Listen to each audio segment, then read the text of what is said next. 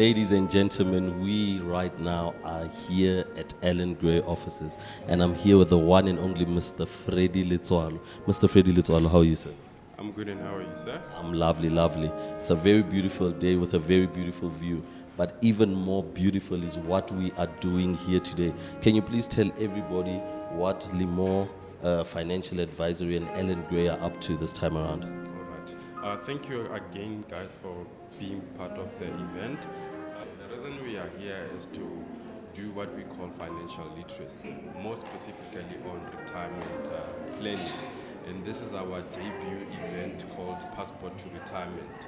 So from 2025, we've launching the event, and going forward, we will be doing this event on an annual basis. So the aim is to end up inviting everyone in the country, if it's possible, or move around provinces to host this kind of event to the public so that they can be informed about their retirement options when it comes to the time to retire.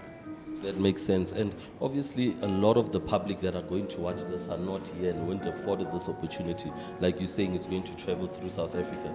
So what are they missing out on, and what are the people that will be here today? What should they expect?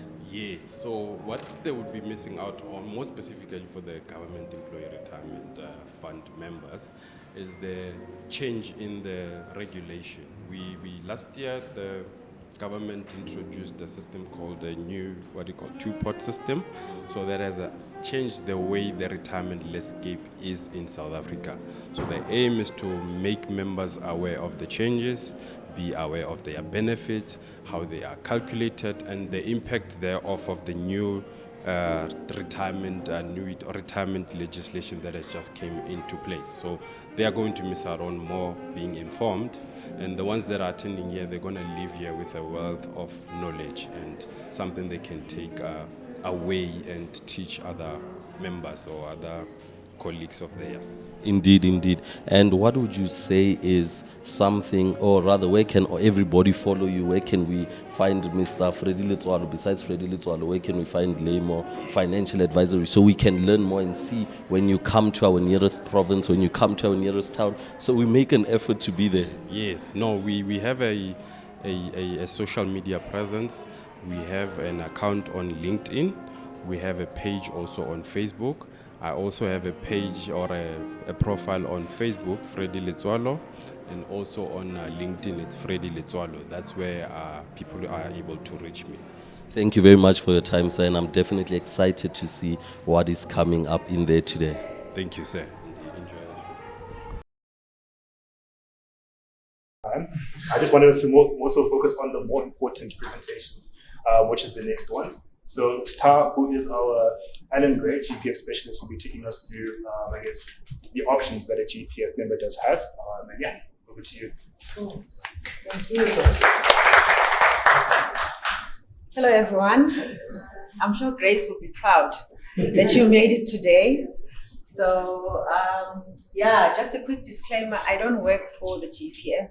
I've never worked for the GPF.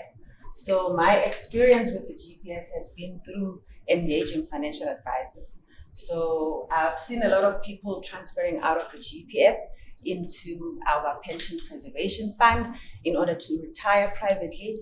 But then I've also seen a lot of people remain within the GPF in order to retire within the GPF. Because remember, there's merits on both options. So I think what's been key in both cases has been the fact that there has been a financial advisor involved in that process, or rather to help you navigate that decision-making process. So, you're more than welcome to do your own research, but we advocate, as Alan Gray, we advocate for the use of the independent financial advisors.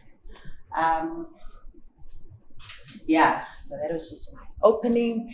And then just another point as well that I wanted to mention is the fact that I'm not here to bash the GPF, okay? Because a lot of people, as soon as you stand in front of them, they think, okay, let's just try and find holes within the GPF. But I'm just here to try and sensitize you to what's real and what's not real as you plan at what you are going to do next.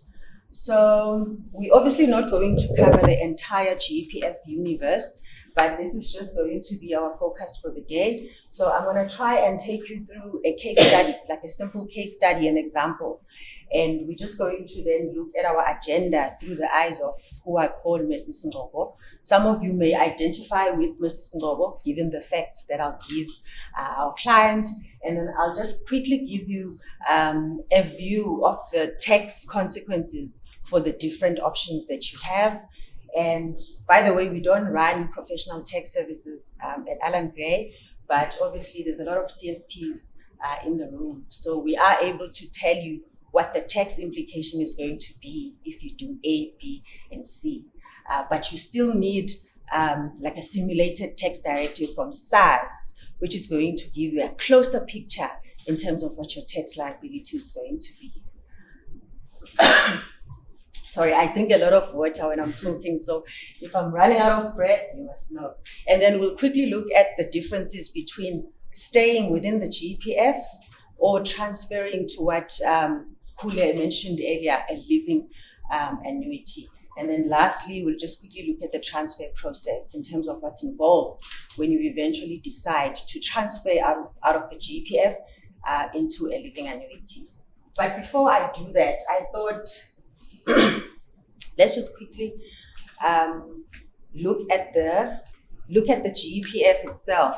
So the fund that you are part of, it's actually one of the biggest or largest funds in the world. It's the largest fund in Africa. So they manage in excess of 2 trillion and they have members more than 1 million. So it's not a Mickey Mouse fund, it's huge. And then it's a defined benefit scheme as well, which means that all the benefits that you get are a function of some fund rules, some formulas. They are guaranteed, but only at retirement. Okay, so they currently have just, I think it's 500,000 of pensioners. So those are people who decide to stay within the fund and get an annuity from the GPF. And that's looking at the role players within the GPF. So you have your GPAA, which is the fund administrator. That's where your employers or the departments send the exit forms to. So they are the ones that actually process your retirement or your resignation events. And then you also have the PIC, which has the role of a fund manager. So they are mandated to make money for the fund. Like I said, they've got their own set of rules. So the GPF doesn't necessarily work the same as Kule's retirement fund and mine, and probably yours, Shane, as well. Our funds are governed by a different legislation, which is the Pension Funds Act, but your one is governed by something unique, which is the JEP law.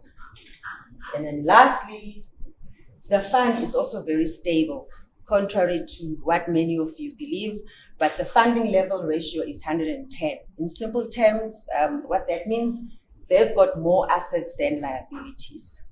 So if they need to set aside 100 rands for a pensioner, they've actually set aside 110 rands. So that's basically what it means. Cool, now it's good to go. I've had my sip. Okay, so now we look at our brief example. So this is Mrs. Ngobo, 60-year-old, married. Mrs. Ngobo has 2 adult children, 1 grandchild, and she's worked for government as a teacher for 30 years. So currently, Mrs. Ngobo is at a point where she needs to decide, what do I do? Do I stay and get my pension from the government, or do I resign in order to manage, have control over my pension, which means I'm retiring privately, like with the company like Allan Gray. So that's where Mrs. Ngobo is. So let's now quickly look at the options that are available for Mrs. Ngobo.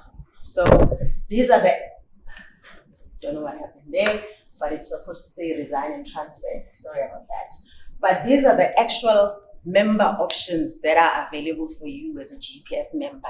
So you can either choose to retire within the GPF, or you can retire privately, which means you get out of the system, but you have to follow a resignation process, which means you would have to give notice, and then the GPF will pay out a huge lump sum to that other approved fund in order for you to retire from there.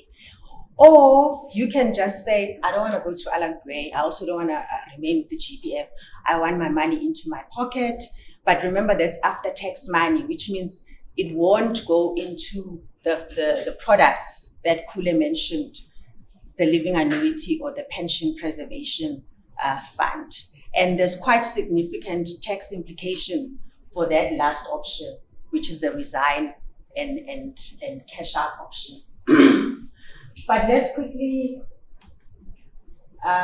focus our eyes on that first one, the retire within the GPF. So if Mrs. Nobo decides to retire within the GPF, she will get a lump sum. It's not a third of an amount.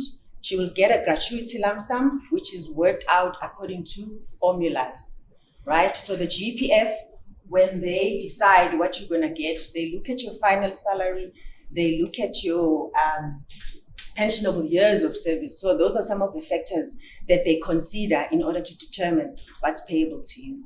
So let's just assume she'll get 1 million rands. So this is gross of tax though, which means before we consider any tax payable. And then she'll also get a monthly income. So the fund will decide for you how much you are going to earn. So you don't have a say in terms of how much you draw out. You get annual increases every year. Just now they're going to get a 2.9% increase on the 1st of April. So even with the increases that they get, they're actually mentioned in their law.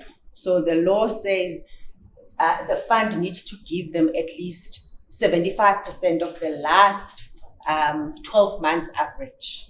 So the last 12 months average has been around, I think, 3.2%. So the fund can argue and say, actually, we've given you more than 100% of that average, which was 3.2. Over the last 10 years, the fund has been giving increases. The average was around 5.5%, but now they're getting 2.9%. But the pensioners can't say anything about that. You are at the mercy of the fund. But you do get those guaranteed increases every year. And then there's also a medical aid subsidy. So not everyone who retires within the GPF gets a medical aid subsidy. So you need to have clocked at least 15 years in order to get the subsidy. So in our case, Mrs. Nobo has 30 years, which means that she qualifies for a medical aid subsidy, and she's not even limited to GEMS when she's post-retirement. So at retirement, you can belong to any registered medical aid in SA, but the subsidized amount is the 75% of your monthly contribution, currently capped at 3.8. I think to be exact, it's 3836. So that means if Mrs. Nobo's monthly contribution is 5,000 rands, calculate 75% of that. And it mustn't be over the 3.8. Okay. And they also only subsidize the principal member plus one person at retirement. So if Mrs. Nobo and one grandchild, if all of those, and she's married, so if all of those people have been on her medical aid all along, at retirement, it's only two that will be subsidized. And then that means she has to self-fund for the balance. Okay? That is at normal retirement. It differs if you are being discharged because there was injury on duty or there was a severance package. So the number of years differ. But for a normal retirement, you need to have clocked 15 years. If you don't have the 15 years, they work out a lump sum that they give you, which is around 1.3, call it under 1,400 times 36 months. So they work out that lump sum and give you instead of the monthly contributions. Okay.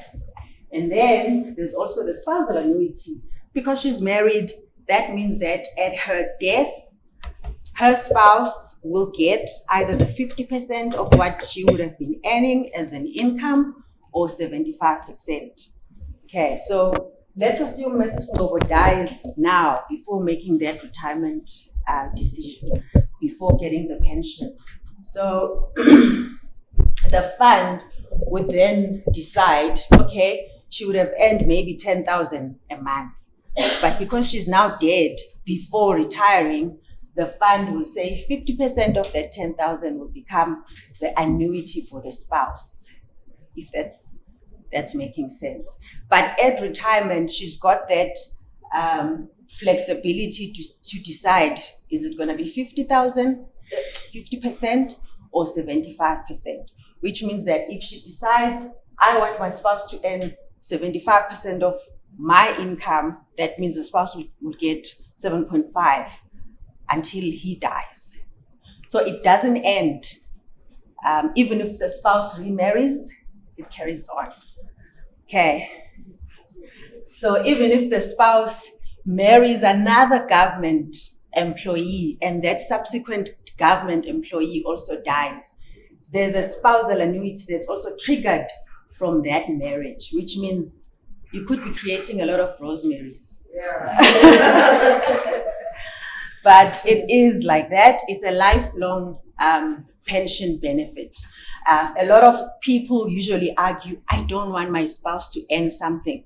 Unfortunately, you don't even need to, even if you don't nominate your spouse on that nomination form, that spouse can still approach the fund to say, recognize me as a spouse. Okay, it does happen like that. For as long as they were legally married, whether in terms of some tenets of a religion or whether according to customs, even if it's a life partner, they qualify in order to get that. And if there's more than one spouse, so let's reverse the roles and say Mrs. Nobo was Mr. Nobo. If there were more than one Mrs. Nobos and Mr. Nobo was earning 10,000 as an annuity, and then he decided 50% if I die must be earned by my spouses. That means 5,000 will be divided equally between the two spouses, which means the two spouses will each earn 2.5.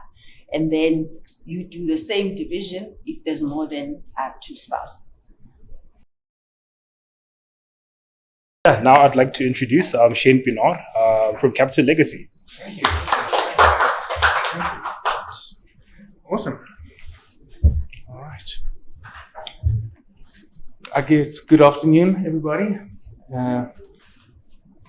I'm with Capital Legacy. So if you haven't heard about Capital Legacy before, Capital Legacy is a fiduciary company. So we deal with wills, deceased estates, and trusts for children if you have any children that need to be looked after should you pass away. Capital Legacy has been around for 12 years, and I know that might sound like it's a young company, but in those 12 years, Capital Legacy has really done a lot in the fiduciary space, and we pride ourselves, or we claim to be the biggest fiduciary company in South Africa. The reason we say that is because we do more estates than all of the banks put together. On a monthly basis, you'll see Capital Legacy is dealing with more estates than the ABSAs, the FNBs, all of them put together because of what we offer to the market. That's Capital Legacy. My name is Shane. I've been with Capital Legacy for 3 years. In my time at Capital Legacy, I have spent a year drafting wills. So I would go out to clients, meet with clients, explain to them the problems that you experience when you pass away and what solutions we at Capital Legacy offer in those situations. I found myself wanting to grow and develop throughout my time. So I've studied a little bit. I've got a honors in industrial psychology. I studied when I was working way back, did it through UNISA. I've also got a postgrad in financial planning. So I'm very passionate about numbers and taxes and helping people to pay as little tax as possible and give as much wealth or transfer as much to their family. And that's me personally and what I stand for. If you guys want to add me on LinkedIn, please go ahead and reach out to me if you have any questions or anything you want to talk on LinkedIn. So what is Capital Legacy's mission? The mission is to make the loss of a loved one easier. And you'll see that our product offering is all designed to make the protection, growth, and transfer of wealth as efficient as possible. We know we're working with orphans, we're working with widows. We want to make that process of losing someone as easy as possible. So how do we do that? We do that with a will. Being a fiduciary company, the will is at the heart of everything that we do. Yes, we offer insurance, but the will is at the heart and the core of everything that Capital Legacy does. What is a will? A will is a legal document. It expresses who must get your stuff when you pass away. It also says who must be your executor, and if you have minor children, it can help in nominating who the guardian must be, so that if something happens, that guardian can look after your kids when you're not there. These are some of the consequences that we have seen for people who do not have a will in place or a proper will in place when they pass away. Number one, you forfeit the opportunity to decide who gets what from your estate. That means South African law is going to decide if you don't have a will, intestate succession will apply to your assets. So that could mean that someone you didn't want to inherit from you can inherit from you. If you know what intestate succession is or you don't know what it is a law that says if I'm Shane, I don't have brothers or sisters, I've got parents. I pass away without a will, my parents automatically inherit my estate according to intestate succession. I don't have parents, I'm married. My wife, she inherits. I don't have a wife, I've got kids, it goes to my kids. In essence, it's split up amongst your family according to how close they are to you from a lineage point of view. If you are living in sin, like you and your partner, you together, you guys are living together, but you haven't gotten married. If you don't have a will that says, this is my partner, they're not going to be included in that. The will, there's no will, intestate succession will apply, and she could potentially, or he could potentially not inherit at all if you don't have a will that stipulates that person is your spouse. If you've got kids and you pass away, especially now we're talking about the GEPF and maybe there's a lump sum over there.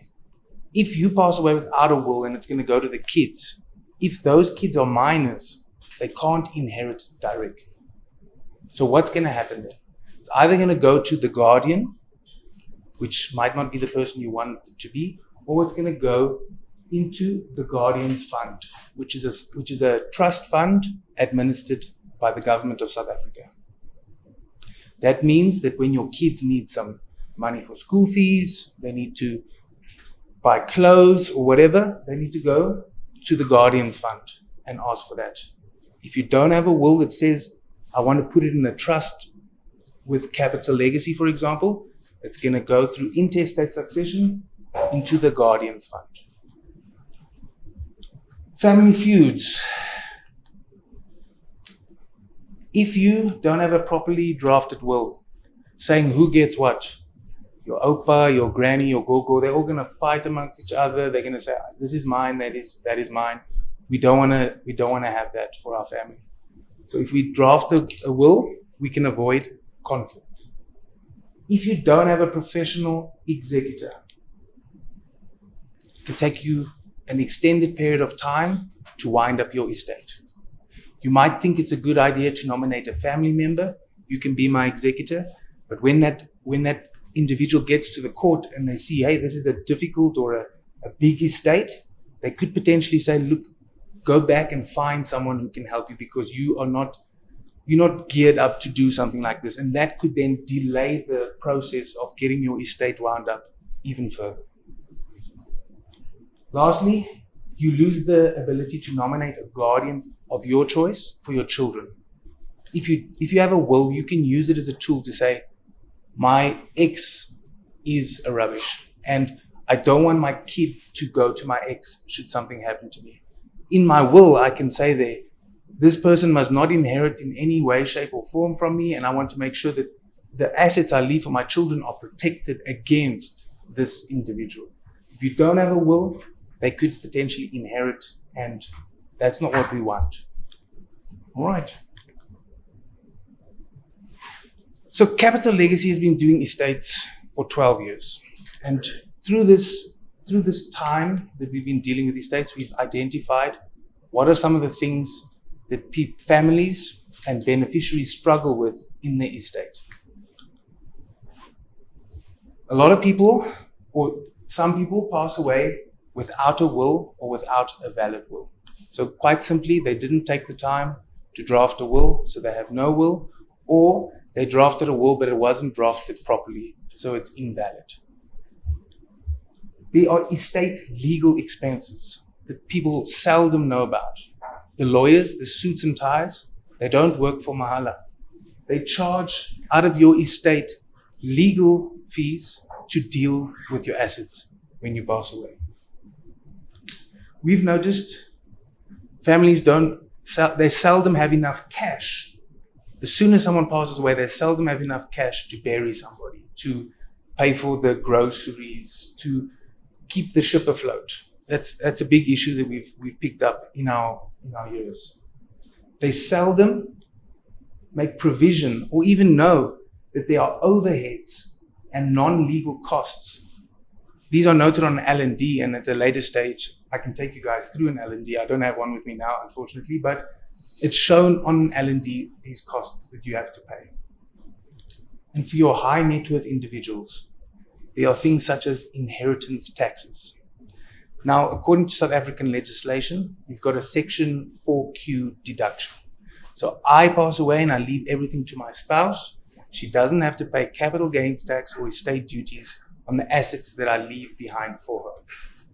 But when we both pass away and it goes to my daughter, she's going to have to pay taxes, capital gains tax and estate duties on the value that is left behind for her. Now, what I don't want to have happen if I'm a high net worth client is for my assets to be sold to pay for the taxes. And that is one of the problems we see in the industry dealing with the estates. So, what are our solutions to these things? So if you want to avoid intestate succession, you can avoid that by drafting a will which nominates who's your beneficiaries, who's your executor, and if you have children, who do you want to run a trust for them? A valid will avoids intestate succession. Some of the things about Capital Legacy, we can help with drafting a will for you at no cost to draft the will. It's a free service that we offer to any South African. We'll draft your will, we'll calculate what costs you have, etc. and so forth.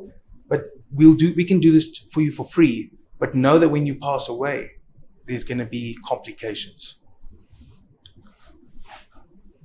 So what are some of the legal expenses that an estate has to cover or you bear before it goes to your beneficiaries? You have an executor fee. It's 3.5% of the value of your executable estate. Then you have to add VAT, which is going to maybe change to 15.5%. But so let's look at R1 million. Got R1 million cash you want to leave to someone. Your executor is going to charge you 40,000 rand on that million to transfer that million to your beneficiary. And that's just the first legal fee, the executor. If you have properties, you have to do some conveyancing on those properties. So we can change the title deed, take it out of your name, put it in the name of the beneficiary that you've listed on your will. Or if you didn't have a will, through intestate succession. But a lawyer is going to charge conveyancing fees out of your estate. If you've got kids and we are able to bypass the guardian's fund, put it into a professionally managed trust by the suits and ties, they're going to charge every year a 0.75% plus VAT on the value of the assets under management to run a trust for your kids or for your disabled family member. So these are very big costs that eat into your estate, and we have got an offering called the Legacy Protection Plan, which is designed to cover these administration costs when you pass away so that it doesn't eat into the estate and force the sale of any assets. Okay. Immediately after someone passes away, you've lost that income of that person. But ironically, the expenses are still there. They still need to be paid. Immediate expenses could be your medical expenses because you were just in the hospital, you're on your way out, it's not looking good. Travel expenses for your family to come and say goodbye or to come and see you, or for you to travel to another hospital or whatever. Groceries, airtime, school fees, funeral costs. Those are still going to be there for you. But if you have a legacy protection plan, we have a solution included in our plans to create a cash boost right after someone passes away to assist with these immediate expenses after someone has passed. Then your estate is still going to be bearing costs when you pass away. A few examples over here is the master's fee. Between as little as 500 and as much as 7,000, depending on the value of your estate, you have to pay the master's office to deal with your will and your estate when you've passed away. You have to advertise your death so that if there's anybody who you owed money, they can come and claim it out of your deceased estate. And when the L&D has been completed, we have to then advertise that again and lay it open for inspection as well. The costs for that come out of your deceased estate when you pass away. Correspondent fees. If you are lucky or blessed to have lots of houses and lots of things that need to be dealt with, a lawyer is going to be running around in between all of these institutions. And every little SMS, WhatsApp, and email, they're going to be charging your deceased estate for these fees because they're allowed to. They're lawyers. They're allowed to do that. You've got properties, cars. You have to value that. And it costs money to value that. Someone has to come and give a arm's length appraisal on what the value of your assets are should you pass away. And if you've got properties, you have to pay the rates and taxes up to 4 months in advance before you can make any change to the title deed. These are the costs that your estate continues to pay even when you are not around. Through our legacy protection plan, we can offer you what's called an estate overheads protector. It's built into the product and creates liquidity for these costs so that your estate can have some support when you. Ladies and gentlemen, brothers and sisters, we are still here, and we had a wonderful exhibition of what I would call. And one of the exhibitionists today was the one and only Mr. Shane Pinar. How are you doing today, sir? I'm doing well, thank you. Lovely. Please tell everybody what company you represent and what your message to everybody in the room was today. Okay, so I represent Capital Legacy. We are a fiduciary company. We deal with wills, estates, trusts, and in essence the transfer of wealth from one individual to another individual when they pass away or when they're still alive. And the message that I wanted to portray today is that there's a lot of things that you probably didn't know about that need to happen when you want to do these things, and these things cost money. So our message is that we want to help as many South Africans to get their affairs in order. We have a full fiduciary service for our clients, and we offer an insurance product that goes with this fiduciary offering to make the loss of a loved one easier. And I hope that message came across today. Trust and believe it did come across. But why is it important for everybody in the room and everybody that unfortunately wasn't in the room today? As I spoke to Mr. Freddy Letswalo earlier on, and he said he can't wait for it to go all across South Africa, the program you are pushing. So my point is, what is the message, the most important message from what everybody in the room heard today? What's the most important message for everybody at home that wasn't there? What would you say they should know the most from your presentation today? That if you put your head in the soil like an ostrich and you ignore things, it doesn't mean they're going to go away. Those things are going to be waiting for you. And the message that I want to portray is that you can take control of these problems now, while you're still alive, while you still can make a difference, and you can avoid having a mess up when you pass away, or pretty much when you pass away, you can avoid having these unexpected, unforeseen things eat in your plan. We wanna help families out there to get as much value out of the inheritance or whatever is left to them from their loved one. We want to preserve the legacy, and I think that's where the Capital Legacy name comes in. We want to preserve the legacy of an individual. Lovely, I genuinely love that. And for a Darren at home that couldn't be here today, where can I find Mr. Shane Pina? Where can I get to sign up and make sure that my legacy is prepared and good to go? You can talk to Freddie. So Mr. Freddie from Leymor is my business partner. The two of us, we work together. I help him from a distribution point of view to understand our product, to take it to the market and so forth. So if you want to talk to a professional about your will and your estate planning, speak to Mr. Freddie, and we can take it for you from there. We can assist you with a will.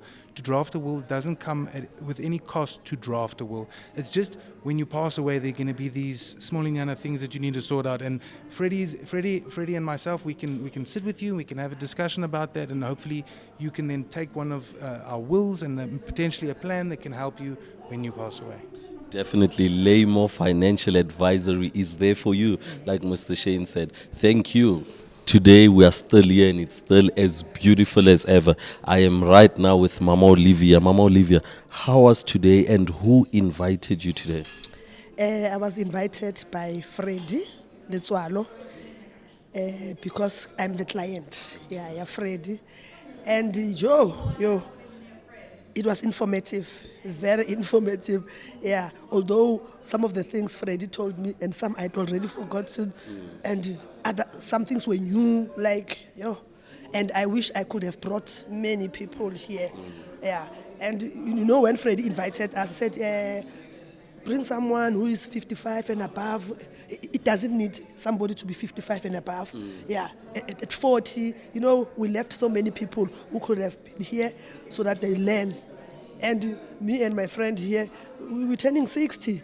And some of the things, I wish we could have known them long ago when we were 30 and 25. Yeah. No, indeed, I thoroughly agree because I'm 20 and I learned a lot in there today. So what is your message to people that were not here today? Number one, they've missed out. Two, I'm worried they're going to make wrong decisions. I wish they were here. And then they hear and they learn, because I've got a typical example of one lady that we worked with. Now she's on pension. Just 3 years before going to pension, she lost both parents. Yeah. How did they die? Fire. There was fire and, yeah. And so the parents had a will. They went to the bank. When they went to the bank, they were shocked, because they were told while the whole thing was still winding, they had to pay 176 what. So those fees that we heard about them, that side, that we need to take, take into consideration. Exactly. No, thank you very much for your time, Mama. Highly appreciate it. Thank you very much. Thank you, Mama. Ladies and gentlemen, we are not done yet. We are with Mr. Kuletwala. Mr. Kuletwala is the Business Development Manager here at Ellen Gray. How are you, sir? I'm fine, thanks. And you, how are you? I'm lovely. You guys are hosting a beautiful event, obviously partnered with Leymor Financial Advisory. Tell me, why did Ellen Gray choose to jump in this partnership and see it worth it, and rather see the partnership worth it? Well, I think it's based on the nature of my role and the department that I work for. So I work for advisor distribution, and we look to essentially cultivate relationships with the financial advisors that we look after. So Leymor Financial Services being one of them. The idea came off the back of, I guess, me and Freddie speaking last year to be like, bro, what can we do more as far as like, I guess, assisting you from an Alan Gray perspective. And obviously, like, the financial advisory industry is quite tough, more so from like a lead generation perspective.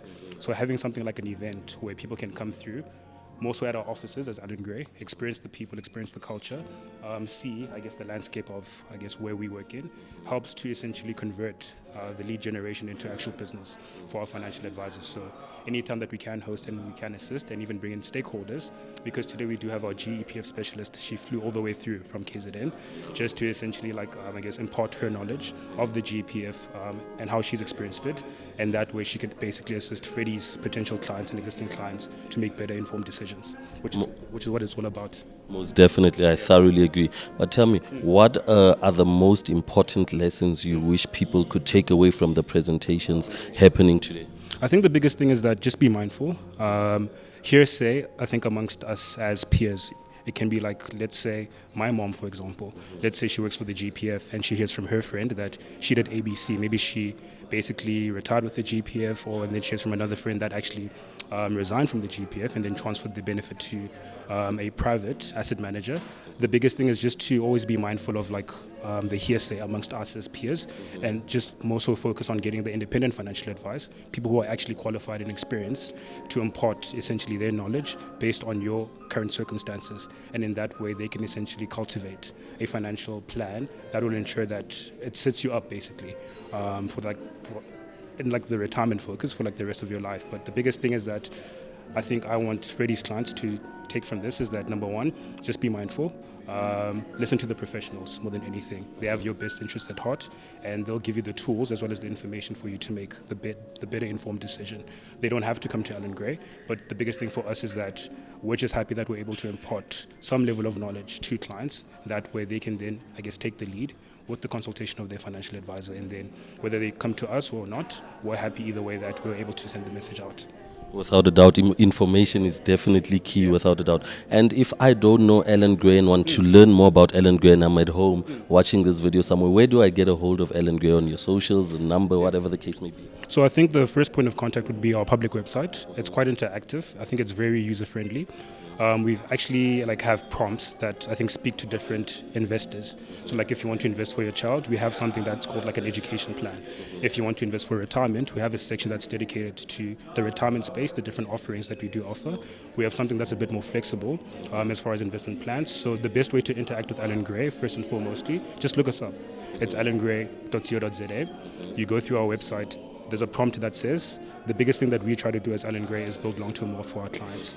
And then as you start to interact with the website, you'll basically find the message that aligns to you as an investor, and then you can just follow the prompts. And then in doing so, you'll then see what the next step is, which is either to contact our call center directly, and they can just literally impart any knowledge that you want to know, whether you want to invest for your child, whether you want to invest for retirement, whether you want to invest for, let's say, buying a car in the next 5 years, or going on vacation. Our call center is literally the first point of contact for our existing client base, for the ongoing servicing, and for any potential investors, just to impart knowledge on how they can, better make a decision, because we don't provide financial advice, but we essentially provide clients with the information that helps them to make informed decisions. And if we can gauge that they still do need that layer of financial advice, that's where people like Leymor Financial Services comes in. Freddie's the one that can actually say, okay, look, these are your options. I would recommend you doing ABC. Whereas with us, we're basically information first. Okay. 100%. No, that makes sense. Thank you very much for your time, and definitely can't wait to see what today holds for us. Oh, quality. Appreciate it. Thanks for coming, guys. Hopefully it's a good one.